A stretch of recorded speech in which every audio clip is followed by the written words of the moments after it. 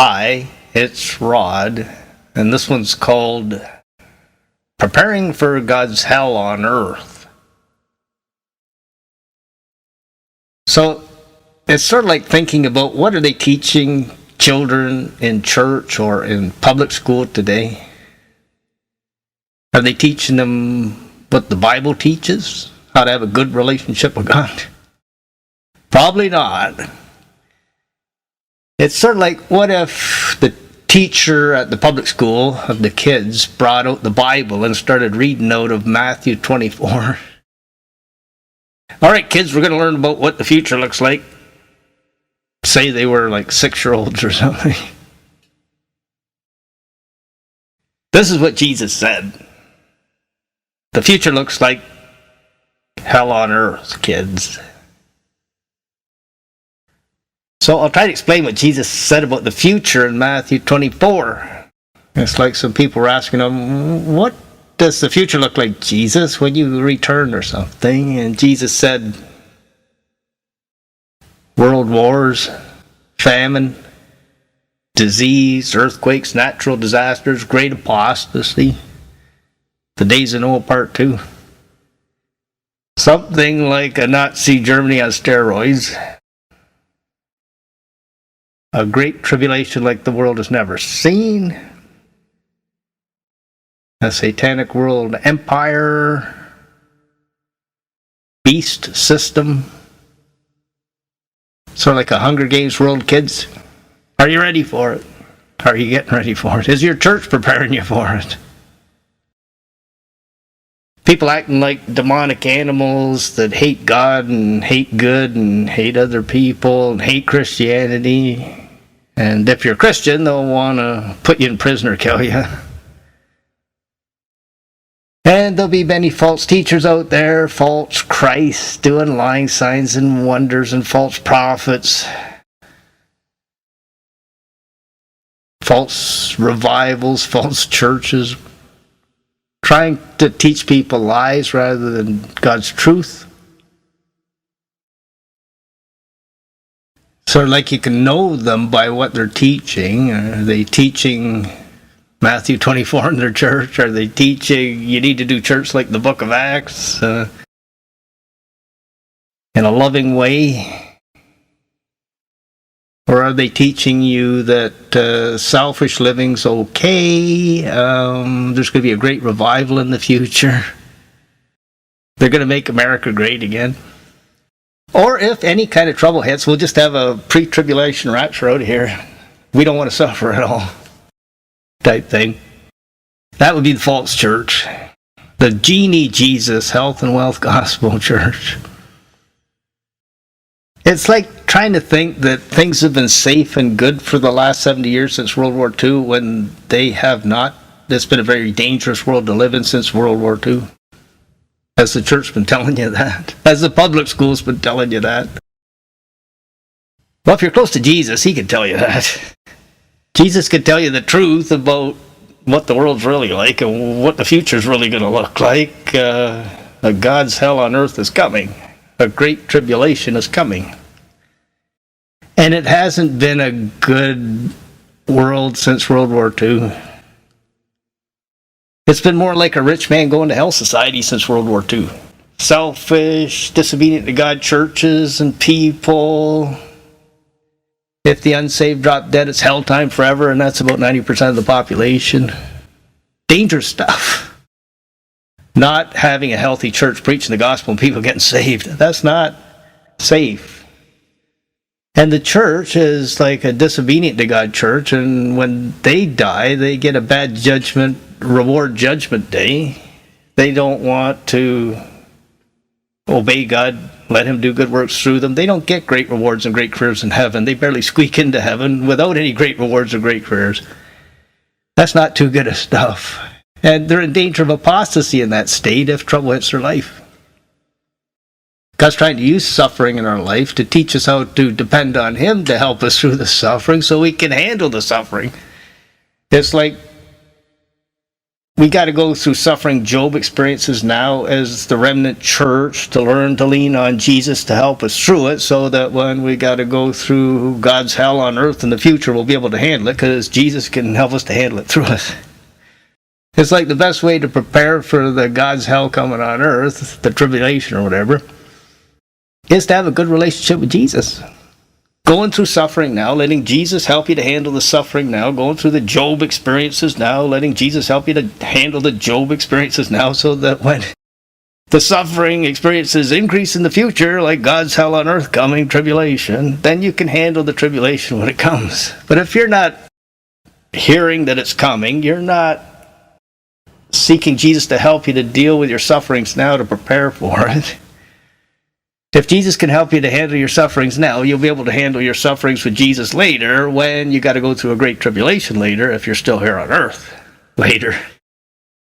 So God's trying to tell us, or Jesus is trying to tell us from the Word, Matthew 24, that God's hell on earth is coming. And then the rest of the Bible teaches you how to deal with it. When Daniel had to go into Babylon, that's like going into hell. But he could be with God, helping him through the hell of Babylon. We can have Jesus helping us through the great tribulation coming. And we can get greatly rewarded for the sufferings we go through in the God's hell on earth trials coming. Not to fear it, to understand Jesus could tell us what to do. Jesus could do it through us. If we're letting him do that now, if we want sin in our life, we don't want to let Jesus do good works through us or suffer through us now, we're not going to be able to handle this tribulation coming later. Most of the church will just apostatize when the trouble hits, like the parable of the sower talks about. Trouble comes, or Satan snatches the faith out of them, or whatever. Other people, like a small few remnant, will be prepared for this coming, be ready for it, trust in Jesus to tell them what to do and give them the power to do it, to handle it, and be part of a small remnant, obedient to God, church or something that can handle this tribulation coming. It's like I get visions of the future. It's like sickness, poverty, and death, world wars, famine, disease, earthquakes, natural disaster. But Jesus is with me, helping me through it. Then it's time to preach and do miracles and see a few people get saved when all hell's breaking loose around them. These people just turn into demonic animals, and we got to watch that. It's like they don't want to obey God. The church doesn't want to obey God. They get full of demons or whatever, and the whole society gets full of demons, and they act like animals. They're lawless. Their love is grown cold. They're good haters, God haters, and the worse suffering they go through, the more demons they get, and the worse they behave, like Hitler or something, or a Hunger Games world or something. But Jesus could help you through a Hunger Games world. Jesus could help you through a Nazi Germany on steroids. The Days of Noah Part 2. He helped Noah through his day. He can help us through our Days of Noah Part 2 day. So that's what the churches should be teaching, not that there is no trouble coming. Jesus wants to be your genie, make you healthy and wealthy or something. No, Jesus wants to be your Job suffering experience helper.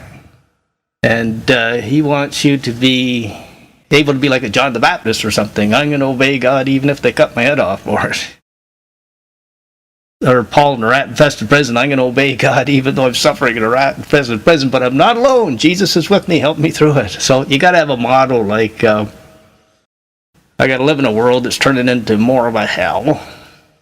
But Jesus can help me through it. Bring good out of it for me. Make me happy in it. And help me not to be bothered by it. Jesus said in Matthew 24, you'll hear of all this stuff happening, but don't let your heart be troubled. If you're with Jesus, you can handle it all. He controls it all. He made it all. He wants it happening because of free will choice. There's nothing too difficult for him to do. You're safe with Jesus in the tribulation. That's what we have to believe. Not that these false teachers and false prophets, we're going to have a great revival and the world's going to become a Christian world or something before Christ returns. No, that's the opposite of what Jesus is teaching. That's the false teachers and the false prophets. There's a pre-tribulation rapture. No, there isn't. God doesn't want us to suffer at all. He wants to be a genie. No, he doesn't. The Bible teaches we're supposed to go through suffering. Jesus learned obedience through suffering. There's great rewards in heaven for persecution and suffering. If you don't want to suffer, there's no great rewards or great careers for you in heaven forever. There's no Christ-like behavior being formed in you through the suffering.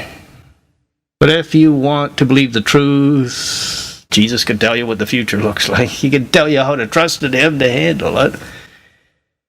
So that you're not just going to a school and hearing that there is no Christianity, the future looks great with technology or something, or going to a church and thinking, oh, God's going to make America great again through Donald Trump or something. Great revival's coming. Jesus said, few enter the kingdom of heaven, not great revival in the end times. Believe what the word says, not what your false teacher or false prophet are telling you. Everything's fine, don't get ready for anything.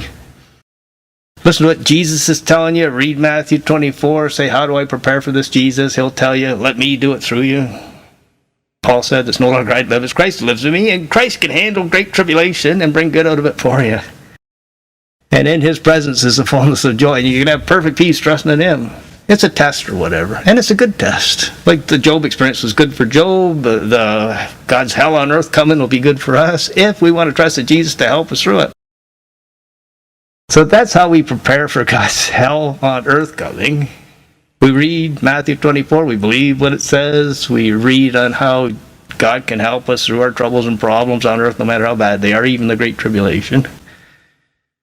And look forward to Jesus doing miraculous things to help you through it.